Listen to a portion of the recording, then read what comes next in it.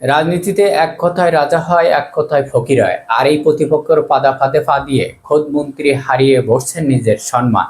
জামাত এমপির একটি ভুলকে অস্ত্র বানিয়ে মাঠে নেমেছিলেন বিএনপির এক প্রভাবশালী মন্ত্রী। কিন্তু তিনি কি জানতেন, যাকে তিনি আক্রমণ করছেন সেই একই অভিযোগে 3 দিন পরেই ধ্বংস হয়ে যাবে তার নিজের সাম্রাজ্য। রাজনীতি দাবার বোর্ডে এ কেমন চাল চাললো বাংলাদেশ জামাত ইসলাম, যার এক ধাক্কায় এখন মুখ লুকানোর জায়গা পাচ্ছে না বিএনপি সরকার ও নেতারা। শুনলে অবাক হবেন, এর পিছনে রয়েছে এমন এক সত্য যা ফাঁস হতে না হতেই মিডিয়া হঠাৎ চুপ মেরে গেছে। দর্শক, আসুন এই সত্যর ঘটনাটি একদম ভিতর থেকে ঘুরে আসি। গল্প শুরুটা বেশ নাটকীয়। দিন কয়েক আগের কথা, সাতক্ষীরা আসনের জামাত এমপি কাজী নজরুল ইসলামের বিরুদ্ধে নারী ঘটিত একটি কেলেঙ্কারির খবর ছড়িয়ে পড়তে না পড়তেই সোশ্যাল মিডিয়া এই খবর পাওয়া মাত্রই বিএনপির রাজনীতিতে যেন আনন্দর বন্যা বয়ে গেল। ময়দানে এক পায়ে খাড়া হয়ে নেমে পড়লেন পঞ্চগড়ে 2 আসনের বিএনপি দলীয় সংসদ সদস্য, পানি সম্পদ প্রতিমন্ত্রী ফরহাদ হোসেন আজাদ। তিনি ডান বাম না তাকিয়ে একেবারেই পুঁটি মাছের মতন পানির ভিতর থেকে লাফ দিয়ে উঠে আক্রমণ করে বসলেন জামাতকে। মাইক হাতে নিয়ে সুস্পষ্ট গলায় হুঙ্কার দিয়ে বললেন, সাতক্ষীরা জামাত এমপির অপকর্ম ঢাকতে নাকি দেশের মানুষ অন্যদিকে চোখ ছড়াচ্ছে। পেট্রোল পাম্পের তেলের সংকটও নাকি জামাত ইসলামের ষড়যন্ত্র। প্রতিমন্ত্রী তিনি ভেবেছিলেন তিনি রাজনীতির মাঠে ছক্কা মেরে দিয়েছেন, কিন্তু ভাই, প্রবাদ আছে না, আল্লাহর মায়ের দুনিয়ার বাইর। প্রতিমন্ত্রী আজাদ হয়তো ভুলে গিয়েছিলেন তার নিজের পিছনে জমে আছে তার সবচেয়ে বড় কেলেঙ্কারির দাগ। ঠিক 3 দিন, মাত্র 3 দিন সময় লাগলো ক্ষমতার মোহে থাকা সেই মন্ত্রীর অহংকার চুরমার হয়ে যেতে। হঠাৎ করে মাঝরাতে সোশ্যাল মিডিয়া ভাইরাল হয়ে গেল একটি আপত্তিকর ভিডিও। আর সেই ভিডিওটির নায়ক কে জানেন? এই একই পানি সম্পদ প্রতিমন্ত্রী ফরহাদ হোসেন আজাদ।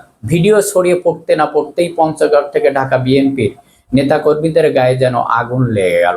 তারা তড়িঘড়ি করে প্রেস কনফারেন্স করে সাংবাদিক সম্মেলন ডেকে বসলেন, মিছিল মিটিং করে চিৎকার করে বলতে লাগলেন, না না, এটা হতে পারে না, এটা জামাত ইসলামের চক্রান্ত।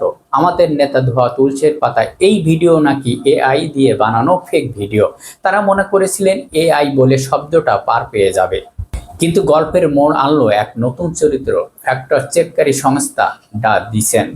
তারা এই ভিডিওটি চুল ছেঁড়াছেড়ি বিশ্লেষণ শুরু করলো। ভিডিও থাকা নারীর, তার কণ্ঠ এবং শরীরের গঠন, জামাকাপড়, প্রতিমন্ত্রী ব্যবহার করা ফোনের পিছনে কভার, এমনকি ঘটনার দিনের অবস্থান, সবকিছু অনুবেক্ষণ যন্ত্রের নিচে রেখে দ্য ডিসেন্ট যে রিপোর্ট দিল, তাতে বিএনপির নেতাদের কপাল শনির দশা নেমে এলো। এবার আসা যাক রাজনীতির জামাতের পাতা সেই আসল গল্পের দিকে। জামাত খুব ভালো করেই জানতো তাদের দল থেকে এমন অনৈতিক ঘটনা যদি একটি ঘটে, তবে বিএনপির ভিতরে এমন ঘটনা লুকিয়ে আছে হাজার হাজার। ফ্যামিলি কার্ড দেওয়ার নামে গভীর রাতে পুকুর পাড়ে ডাকা, কিংবা বয়স্ক ভাতার কার্ড দেওয়ার নামে নারী শালীনতার অভিযোগ তো প্রতিদিনের নিত্যদিনের খবর। তাই জামাত এমন এক কাণ্ড করে বসলো যা রাজনীতিতে বিরল। তারা তাদের নিজেদের এমপি নজরুলকে শুধু দল থেকে তাড়ালো না, প্রেস ব্রিফিং করে বলে দিল, তোমার এমপির পদে থাকার কোনো অধিকার নেই। পদ না ছাড়লে নির্বাচন কমিশন চিঠি দিয়ে তোমার পদ বাতিল করা হবে। ব্যাস, বল চলে গেল বিএনপির কোর্টে। জামাত প্রমাণ করে দিল তারা নিজেদের লক্ষ্যে অন্যায় সহ্য করে না। কিন্তু বিএনপি নিজেদের প্রতিমন্ত্রীর স্ক্যান্ডাল 100% সত্য প্রমাণিত হওয়ার পরেও তারা মুখে কুলো টেনে বসে রইল।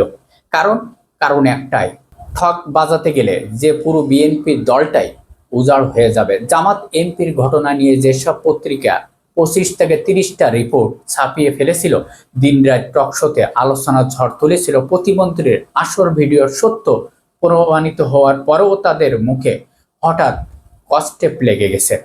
না আছে প্রথম আলোর কোনো রিপোর্ট, না আছে টকশোতে কোনো গরম আলোচনা। তবে মিডিয়া চুপ থাকলেও জনগণ কিন্তু অন্ধ নয়। মির্জা ফখরুল ইসলামের জামাতা ফাহাম আব্দুস সালামের মতন বিএনপির ঘরের মানুষরাও এখন সোশ্যাল মিডিয়ায় ক্ষোভ ছাড়ছেন। জনগণ এখন প্রশ্ন তুলছেন, মুখে মাস্ক পরে আর কতদিন আপনারা জনগণের চোখ ফাঁকি দেবেন? এক জামাত এমপিকে দৌড় দিতে গিয়ে নিজেই নিজের গর্তে পড়ে গেলেন প্রতিমন্ত্রী ফরহাদ হোসেন আজাদ। জামাতের পাতা দাবার চালে বিএনপি আজ কতটা কোলঠাসা তা আর নতুন করে বলার অপেক্ষা রাখে না। রাজনীতির এই নোংরা সত্যটা নিয়ে আপনার মতামত কি? বিএনপি কি পারবেই তাদের এই প্রতিমন্ত্রীর বিরুদ্ধে ব্যবস্থা নিতে? আপনাদের মতামত অবশ্যই কমেন্টে লিখে জানাবেন। সবাই ভালো থাকবেন, ধন্যবাদ।